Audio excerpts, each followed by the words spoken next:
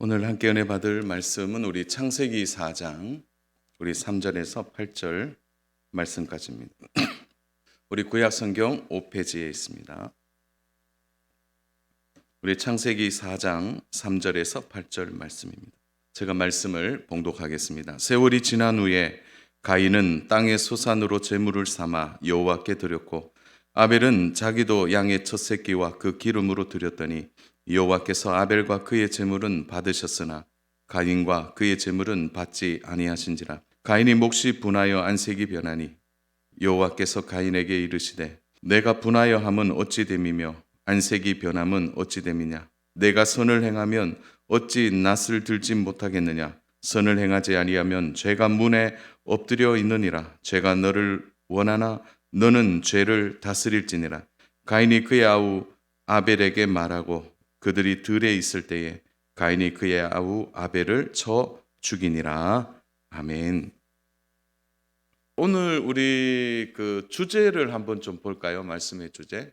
이렇게 마음의 틈, 경쟁과 비교. 오늘 그래서 경쟁하는 마음, 비교하는 마음, 이 부분에 대해서 함께 좀 말씀을 나누어 보려고 합니다. 우리가 읽는 오늘 창세기 4장은 사실 주제가 분명해요. 그것은 인간 역사의 시작을 의미하죠. 1장부터 3장까지는 천지 창조, 하나님의 창조와 에덴 동산 안에 보호받고 평안히 거하는 에덴 동산 안에서의 아담과 하와를 주제로 했다면 3장 말미부터 해서는 4장에 넘어와서는 이제 인간의 역사가 시작되는 것을 보게 됩니다. 죄가 들어옴으로 인하여 죄의 결과로 에덴 동산에서 쫓겨날 뿐만 아니라 하나님과의 관계가 무너지게 됐죠.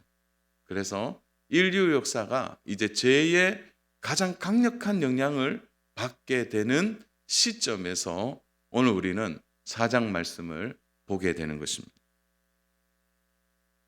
바로 인간의 역사가 죄와 함께 시작되는 그 시작점이 오늘 우리가 읽은 본문과 또 4장의 전체적인 내용입니다.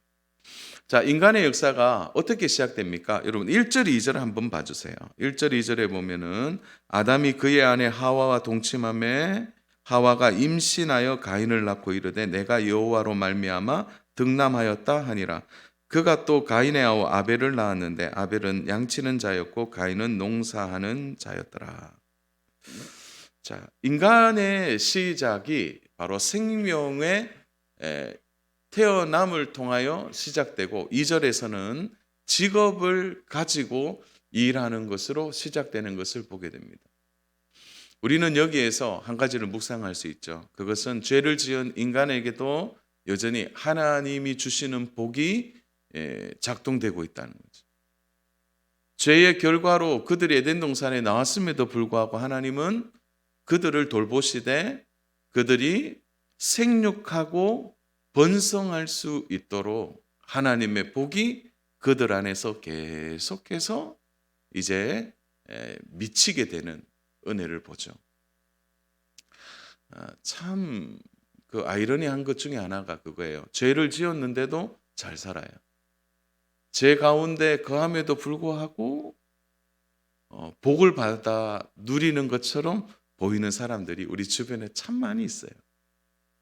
아니 저렇게 욕심 부리고 살아도 저렇게 죄 짓고 살아도 우리보다 훨씬 더 잘 사는 사람들이 우리의 눈에 보이게 되는 거죠. 인류가 죄를 지었음에도 불구하고 보세요. 여전히 하나님이 그들 가운데 복을 주시는 모습을 보게 됩니다. 그러나 하나님을 떠난 인간의 삶의 가장 치명적인 죄가 이제 어떻게 됩니까? 구체적으로 그들의 직업 안에, 그들의 가정 안에, 형제 안에 이제 나타나게 되는 거죠. 이제 본격적으로 이제 그 죄가 드러나는데 그 죄가 어떻게 드러나느냐? 형제와 형제 사이에 평안이 없고 부모와 자식 사이에 평안이 없는 거죠.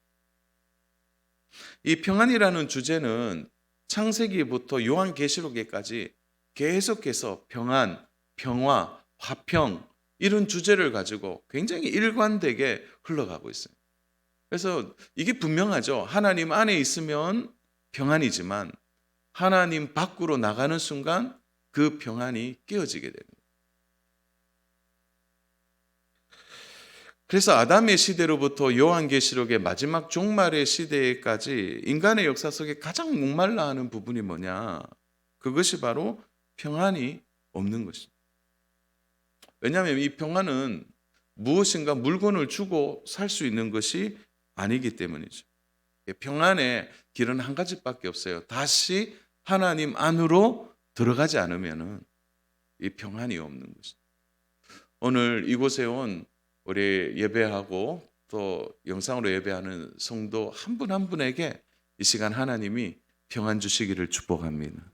그러니까 하나님 안으로 들어오는 순간 우리의 평안이 회복되는 거죠. 평안이 없는 그 순간부터 인간에 있어서 계속되는 문제점이 발견되는 거죠. 여러분, 죄를 짓는 순간 가장 큰 평안이 깨진 게 뭐예요? 부부 간의 관계가 깨어졌죠. 그래서 3장에 보면은 아담이 하와 핑계를 대고 하와는 아담의 핑계를 대는 거죠. 그러니까 부부 간의 평안이 깨어지는 거예요. 죄로 인하여. 그리고 오늘 4장에서 드디어 나타나게 되는데 형제 간의 평안이 깨어지는 것을 보게 돼요. 형제 간의 갈등이 일어나는 것을 보게 됩니다. 근데 참 이게요, 가인과 아벨만의 문제가 아닙니다. 계속해서 창세기에 다루고 있죠. 우리가 잘 알듯이 보면 가인과 아벨, 또 이스마엘과 이삭, 또 에서와 야곱, 또 요셉과 그의 형들에게까지 계속 이런 갈등이 평안이 깨어진 관계 속에 있는 것입니다. 우리가 주목하는 부분이 이 부분이죠. 인류가 시작되고 이제 어떻게 보면 첫 가정이 시작되면서 가장 큰 죄의 시작이 바로 형제 간의 경쟁과 비교로 인하여 나타나는 죄의 결과이고요. 더 놀라운 사실은요, 예배 드릴 때 죄가 시작되는 거예요. 이들이 하나님께 예배하는 순간 죄가 그들 안에 들어와 있는 것을 보게 됩니다. 예배 속에서 가인은 아벨과 경쟁하는 거예요. 가인은 아벨과 싸우게 되는 거예요. 그러니까 죄가 마음의 틈을 타고 들어오고 있는 것입니다. 사실 뭐 예배를 드리는데 무슨 형제 간의 갈등이 있을까 그렇게 생각할 수 있습니다. 가인의 마음에 동생 아벨을 미워하고 이것이 살인에까지 이어지는, 그래서 이 죄가 시작되는 시작점이 예배라는 사실을 우리는 기억해야 합니다. 하나님을 만나는 장소, 하나님을 경험하는 그곳에서 가장 큰 죄가 시작되는 거예요. 가인의 마음에 사단이 틈을 타고 들어오는 것입니다.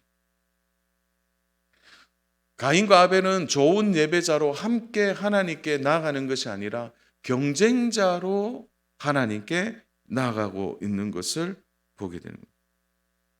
그래서 인류에 있어서 가장 오래된 죄가 뭐냐? 이렇게 묻는다면 경쟁하는 거예요. 경쟁하는 거예요. 그 다음에 비교하는 거예요. 그래서 오늘 우리의 마음에 이 틈이 벌어질 때 어떻게 벌어지느냐? 경쟁할 때 벌어지는 거예요. 비교할 때 마음의 틈이 벌어지게 됩니다. 그래서 오늘 저는 한 두 가지를 좀 주제를 가지고 좀 짧게 다루려고 하는데, 하나가 바로 경쟁하는 마음입니다. 경쟁하는 마음. 그래서 마음의 틈 첫 번째, 경쟁이라는 거예요. 경쟁. 아담과 하와의 자녀인 가인과 아벨이 하나님께 예배를 드립니다. 우리 3절 4절은 좀 같이 한번 읽었으면 좋겠는데요. 우리 같이 읽겠습니다. 세월이 지난 후에 가인은 땅의 소산으로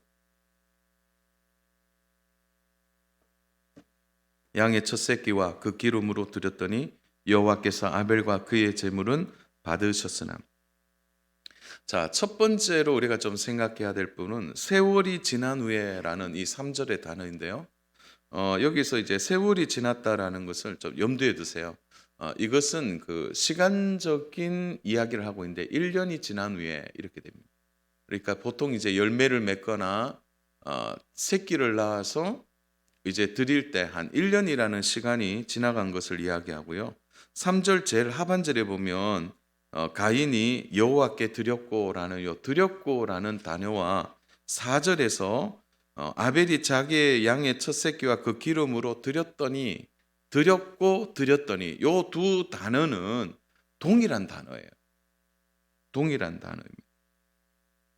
이들이 1년 동안 각자 수고한 대로 하나님께 제물을 드린 거죠. 성경이 원어에도 똑같이 이 원문에도 쓰고 있는 이유는 뭐냐면은 제물에는 문제가 없는 거예요. 제물에는. 그러니까 제물은 가인의 제물은 흠이 있고 아벨의 제물은 흠이 없는 그게 아니라는 거예요. 똑같이 하나님이 받으실 만한 제물이에요. 똑같은 거예요.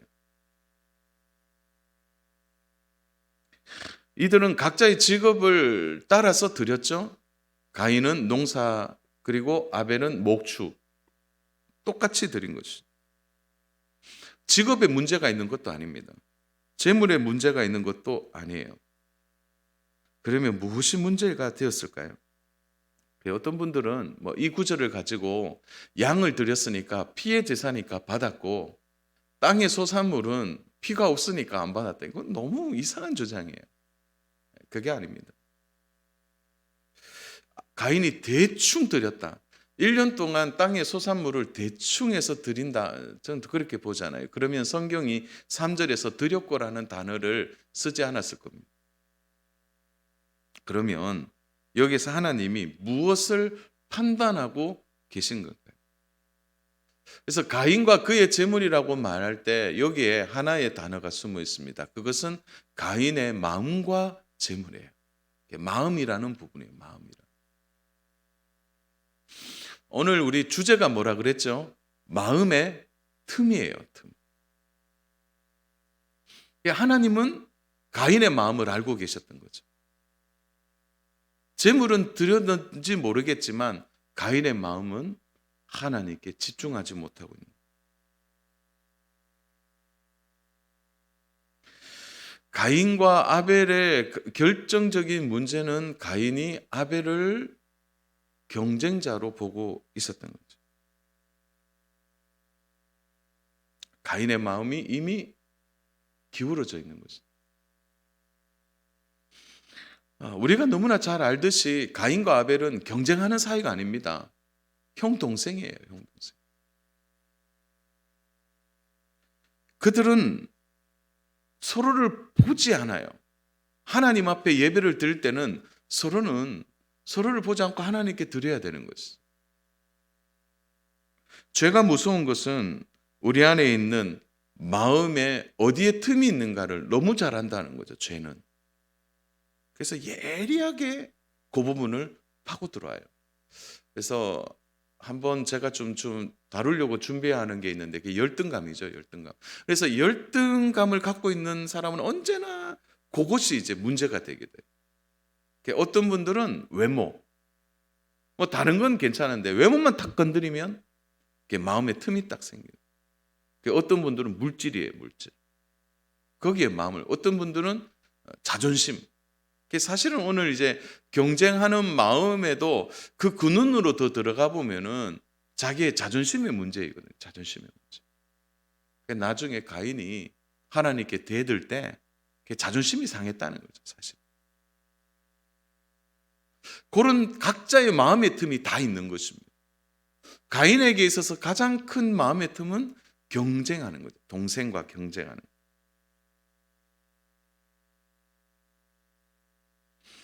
1년 동안 각자가 수고하여 얻은 것을 하나님께 드리면 그것으로 되는 겁니다. 서로 비교하거나 경쟁할 이유가 없는 거죠. 문제는 가인이 아벨을 경쟁자로 보고 있는 거죠. 가인은 자신의 예배에 하나님과의 자신의 관계를 생각하고 거기에 집중해야만 했습니다. 그러나 자신의 마음이 하나님 앞에 드려지지 않았다라는 것에서 나중에 화를 내죠. 그리고 그 모든 책임을 동생 아벨에게 지웁니다. 나중에는요, 아벨을 뿐만 아니라 하나님도 원망하죠. 가인이 왜 자신의 예배가 실패했는지 자신을 먼저 자각하고 성찰하는 것이 필요하죠. 왜 하나님 안 받으셨지? 그러면 나의 마음에 뭐가 문제일까? 그걸 들여다봐야 하는데, 그러니까 막 경쟁하는 마음은 결국은 아벨에게 그 모든 책임을 가진다고 생각을 한 거죠. 이런 마음이에요. 나는 아벨 때문에 불행하다는. 오늘 말씀을 들으시면서 나의 불행이, 지금 나의 어려움이 누구 때문이다 이렇게 말하는 분들이 계신다면 이미 그 마음의 틈은 벌어져 있는 거예요. 내가 그때 그 사람 때문에 라고 말한다면 우리 안에도 가인의 경쟁이 들어와 있는 거예요.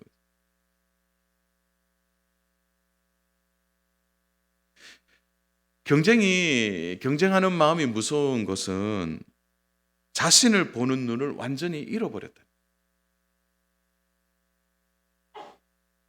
경쟁심이 우리 안에 들어오면요, 사람이 잔인해집니다.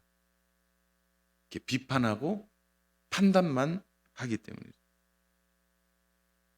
경쟁에서 이겨야 되기 때문에 상대방에 대한 배려는 전혀 생각하지 않는 거예요. 그가 동생이냐? 중요하지 않는다. 우리는 이미 경쟁하는 형제들을 잘 알고 있습니다. 바로 요셉에게 경쟁하고 있는 그의 형들이죠. 형들은 요셉을 경쟁자로 보는 것입니다. 그 경쟁의 끝이 뭡니까? 잔인하잖아요. 동생을 구덩이에 넣어서 살인을 하려고 하는 거예요. 결국은 동생을 인신매매해서 팔아버리는. 이것뿐입니까? 자신을 직접 돌봐주어야 될 조카 아닙니까? 멀리서 도망 나온 조카이죠. 그리고 또 한편으로는 사랑해야 될 사위입니다. 그런데 이 외삼촌 라반은 야곱을 계속해서 어떻게 대하고 있습니까? 경쟁자로 보는 거죠, 경쟁자. 교회 안에서도 우리가 이런 경쟁이 생길 때가 있습니다. 교회 안에서도. 그러니까 누구에게 칭찬받는 것에 아주 예민한, 또 내가 비교당하는 것에 예민한 분들이 있다는 거예요. 아무리 선한 일이라고 해도요, 그 일에 경쟁이 들어가면 그 일은 위험해지는 거예요. 사랑의 바자회를 하는 이 정말 귀한 일 앞에서 그 과정에서 서로 경쟁해버립니다. 그래서 사랑의 바자회가 아니라 경쟁의 바자회가 되어버립니다. 그런 일들도 일어날 수 있는 거예요. 제가 말씀을 준비하다가 이 경쟁이라는 이 주제를 좀 깊게 한번 찾아보다가 동아 사이언스지에 이런 글이 실린 것을 보았습니다. 2016년 9월 17일자인데 이렇게 되어 있더라고요. 태어나면서 사람 안의 유전자에는 경쟁하는 의식이 50% 정도 유전적 연관도가 있다.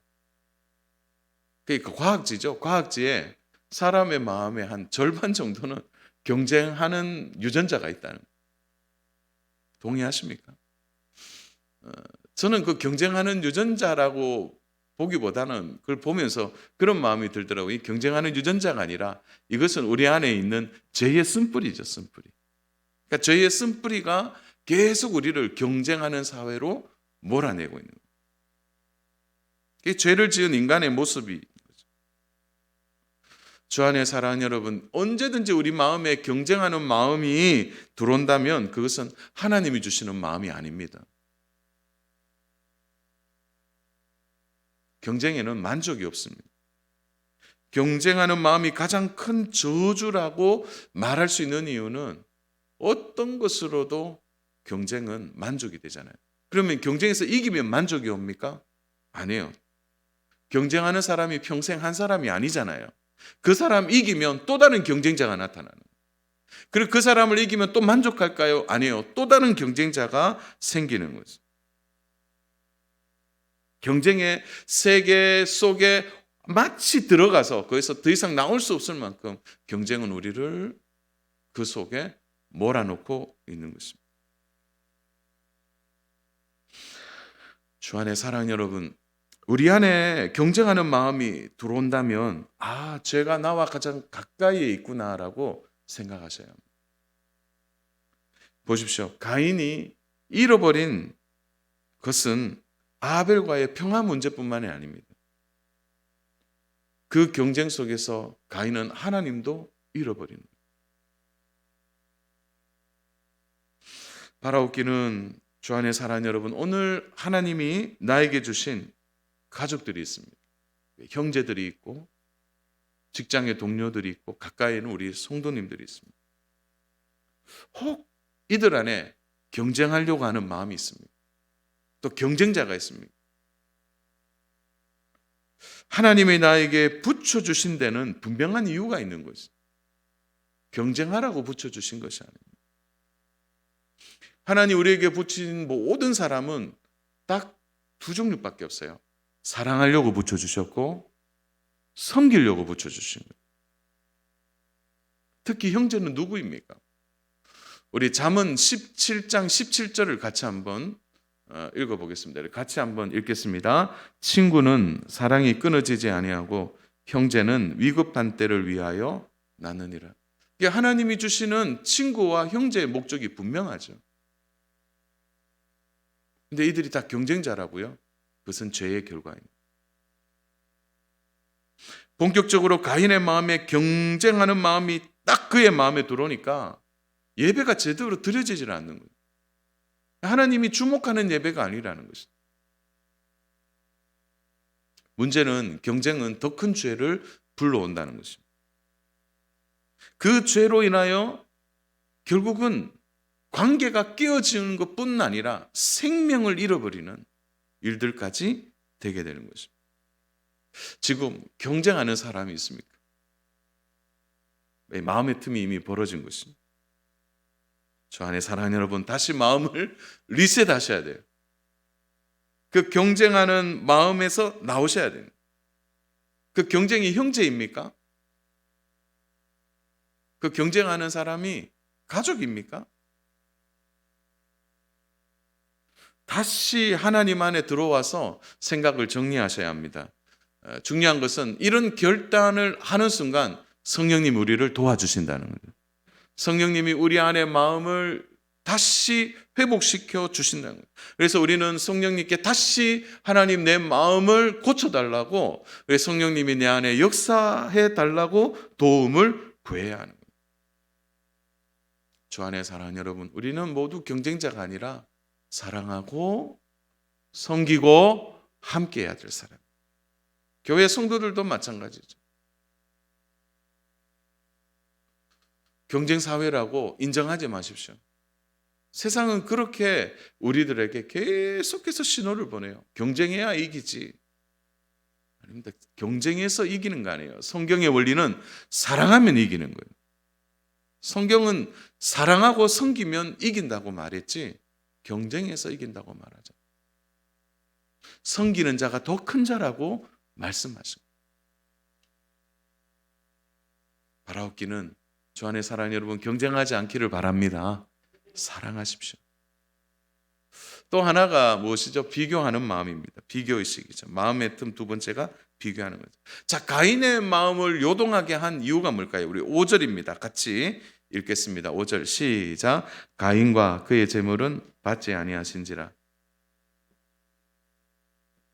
자, 가인과 그의 재물을 받지 아니했다면 가인이 내가 문제네 라고 생각해야 되는데, 그 이전에 4절에 보면은 어떤 말씀이 있냐면 하나님이 아벨은 그 예배를 받으셨거든요. 가인의 마음이 불붙죠. 동생은 받고 왜 저는 안 받습니까?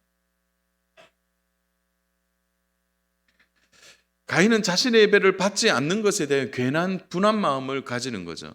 동생을 더 하나님이 사랑한다라고 생각한 것이죠.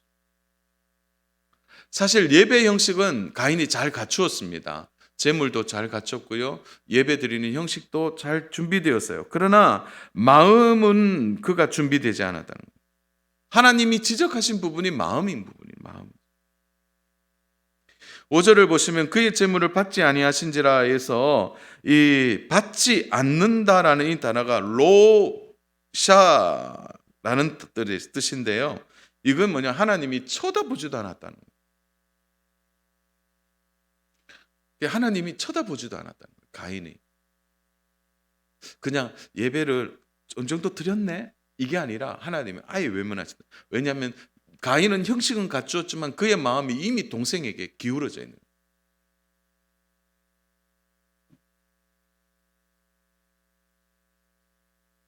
가인의 마음에 깊은 병이 있다는 것을 너무 잘 아는 거죠.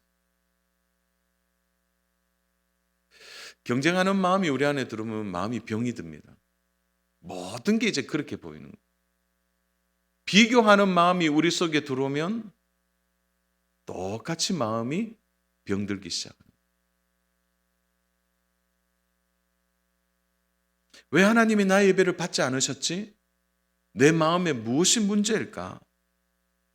내가 동생을 미워하고 심하게 비교했구나 라고 접근하면 상황은 달라지는 거죠. 그러나 하나님이 나를 미워하고 차별하셔. 하나님은 아벨만 좋아하셔. 거기에 급한 분노의 마음이 들어오는 것입니다. 사실 하나님은 5절 6절을 봐주세요. 5절 6절을 보면 가인 가까이 오셔서 가인을 다독이시는 모습을 보게 되죠. 결코 하나님은 가인을 버리지 않으셨습니다. 그를 이끌어가는 모습을 보게 되죠. 7절 한번 보겠습니다. 7절 같이 읽겠습니다. 내가 선을 행하면 어찌 낯을 들지 못하겠느냐. 선을 행하지 아니하면 죄가 문에 엎드려 있느니라. 죄가 너를 원하나 너는 죄를 다스릴지니. 정말 우리 하나님 너무 멋진 분이에요. 가인이요, 이미 마음에 어디서 병들었는지를 하나님 아시고 그를 진단해 주시고 가인에게 얘기해요. 죄가 너를 지배하지 않도록 너는 죄를 좀 다스렸으면 좋겠어. 이 마음은 무엇을 얘기하냐면 이거예요. 이게 이제 해석해 보면 이거예요. 하나님이 가인에게 한 번 더 기회를 줄게.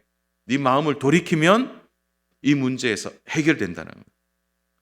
가인아, 화가 나 있니? 그런데 그 마음은 잘못된 마음이니까 내가 도와주겠다. 한 번 더 네가 마음을 돌이키면 내가 기회를 주고 네가 일어날 수 있도록 도와주겠다는 거예요.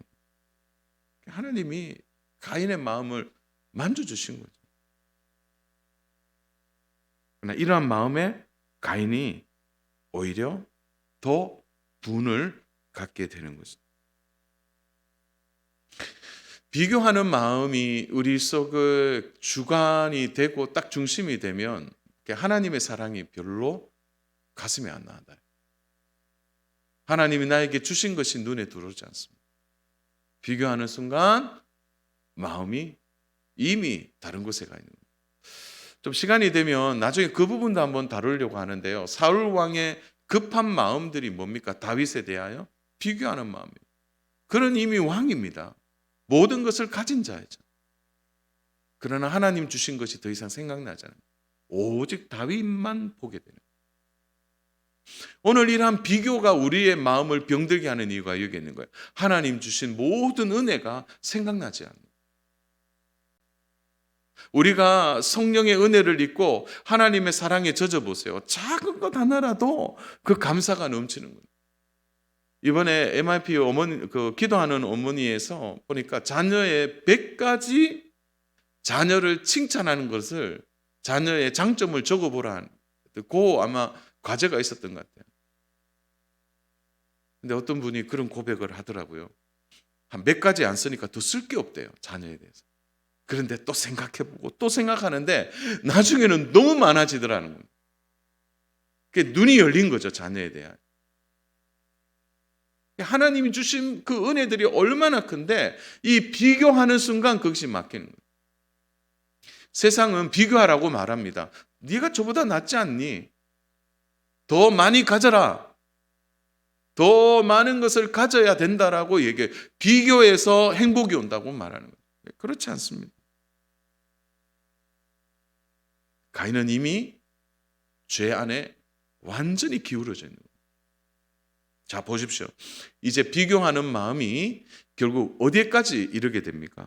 가인의 안색이 변하여서 가인의 얼굴이 완전히 무너졌습니다. 이 안색이 변했다는 것은 얼굴이 떨어졌다라는 표현인데 이게 참 재밌는 표현이에요. 원문에서는 가인의 얼굴이 떨어졌다는 거죠. 어디로부터 떨어진 거죠? 하나님을 바라보는 얼굴에서부터 떨어진 것으로 의미하는 거예요. 땅을 보는 겁니다. 땅을. 오늘날의 이 비교의 문제는 땅을 보는 데 있잖아요. 하나님을 바라보면 비교되잖아요. 절대자 하나님 앞에 무엇이 비교되겠습니까? 자, 보십시오. 가인이 아벨에게 들러 나가자 8절에 보면 이렇게 말합니다. 가인이 그의 아우 아벨에게 말하고 그들이 들에 있을 때에 가인이 그의 아우 아벨을 쳐 죽이니. 자, 아벨에게 어떻게 말했느냐? 들에 나가자고 말했어요. 들에 나가자. 그 원문에는 들에 나가자 이렇게 되어 있어요.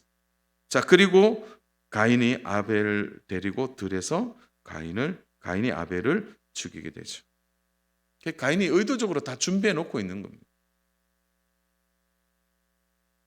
비교하는 죄는요, 예배와 내가 일하는 것을 가리지 않아요. 비교는 언제든지 나타나는 거예요. 죄는 장소를 가리지 않는 거예요. 그 교회 안에서도 보면 비교하는 마음, 성도와 성도 사이에 미움의 문제를 만들어내는 거예요. 직장은 말할 것도 없습니다. 가정도 말할 것도 없는 것입니다. 가인이 이렇게 비교하여 자존심이 상한 이유는 가인이 아벨보다 도무지 나은 것이 없다라고 스스로 생각하는 열등 속에서 가인의 마음이 완전히 무너지는 거죠. 결국은 살인까지 이어지게 돼요. 참 무섭죠. 사랑하는 여러분, 그래서 우리가 믿음을 가지게 되면은 우리는요, 상대성에서 절대성으로 우리의 시간, 우리의 세계관이 바뀌게 돼요. 그래서 모든 믿음의 핵심은 하나님을 바라보고 하나님으로부터 모든 것이 시작돼요.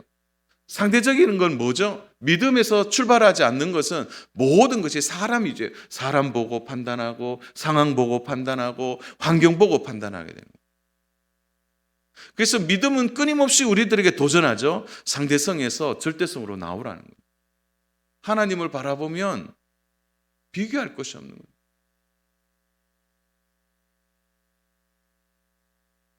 예배가 무엇입니까? 하나님을 바라보고 하나님으로부터 모든 것을 얻고 구하는 것입니다. 그래서 하나님 안에 있으면 비교하지 않게 되는 거예요. 경쟁하지 않게 되는 것입니다. 우리는 오늘 비교하는 당연한 문화 속에 살고 있습니다. 심지어 작은 것에서 큰 것부터 다 비교하는 겁니다.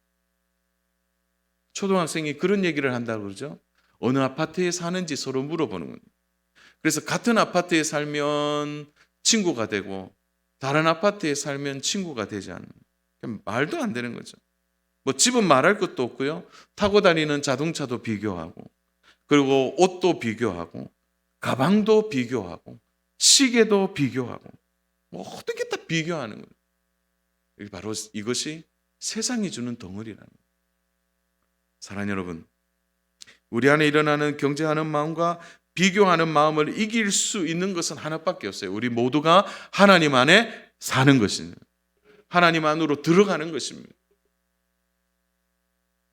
사단은 우리의 마음에 동요와 죄를 짓고 우리의 마음을 다스리지 못하도록 우리의 마음을 하나님께 매이는 그런 믿음의 작업들이 우리의 삶 속에 있어야 됩니다. 말씀을 정리합니다. 자, 오늘 우리의 마음의 틈에 혹시 경쟁하는 마음이 있습니까? 지독하게도 경쟁하려고 하는 사람들이 있습니다.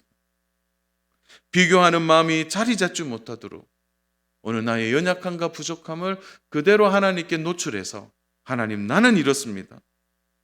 나는 이렇게 부족하고 이 일로 인하여 나의 마음에 평안이 없습니다. 성령님께 요청하고 구하는 그런 은혜의 시간이 오늘 하나님 우리에게 주신 시간이라면 이 시간 하나님을 붙들고 기도해야 되지 않겠습니까? 인류의 죄가 예배하는 자리에서 시작되었다는 것을 잊지 마십시오. 인류의 죄는 장소를 가리지 않고 어느 곳에나 우리의 마음을 요동케 하고 결국 죄는 열매를 맺게 된다는 것을 기억해야 합니다. 비교하려는 마음에서 벗어나도록 하나님의 은혜를 구하십시오. 십자가 앞에 나오십시오. 하나님의 사랑 안에 들어가십시오. 그러므로 오늘 경쟁하는 마음에서 내려오고 비교하는 마음에서 내려와서 나를 이기고 죄를 이기고 원수 마귀를 이겨내는 우리 복된 믿음의 성도님 다 되시기를 주님의 이름으로 축원합니다. 오늘 이 마음으로 승리하기를 축복합니다.